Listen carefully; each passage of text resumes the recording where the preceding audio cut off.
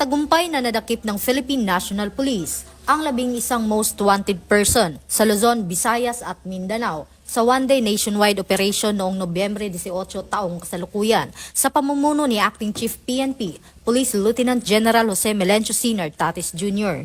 Kabilang sa mga naresto ang sangkot sa child abuse, rape, illegal drugs, carnapping at theft. Ilan sa mga operasyon ay sinagawa sa Nueva Ecija, Rizal, Cebu, Sarangani, Quezon, South Cotabato, Tarlac at Cavite.